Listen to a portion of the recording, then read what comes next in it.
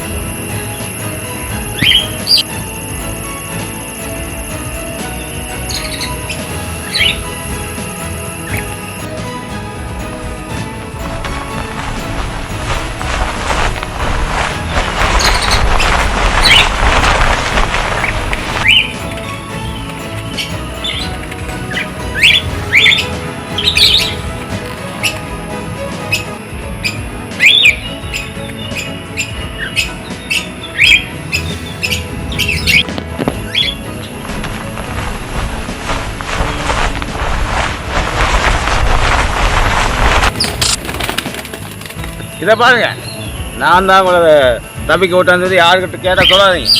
Office அடிச்சு கேட்டால் கூட சொல்ல மாட்டேன். ஆமாம், முக்கியமாக அந்த ஆஃபீஸ் கேட்பாடி சொல்லவே மாட்டேன். ரைட், அதான் வேணும்.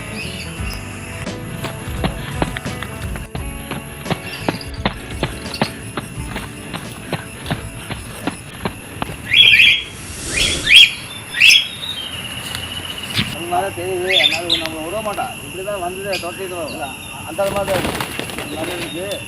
இது ஓடிடலாம். இது சொந்த மாதிரி இருந்துச்சு.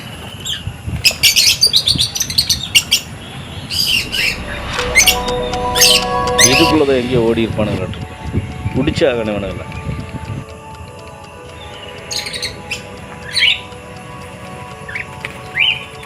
அங்கதான் நிக்கிறானுங்க, ஷூட் பண்ணிடலாம்.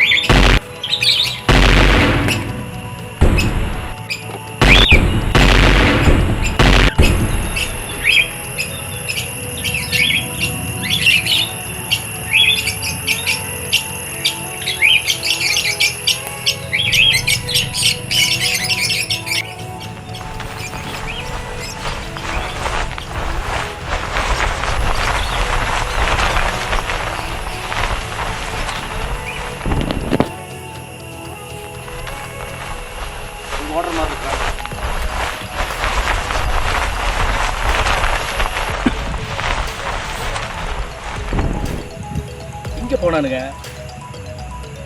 இதுக்குள்ள தானே வந்தானுங்க.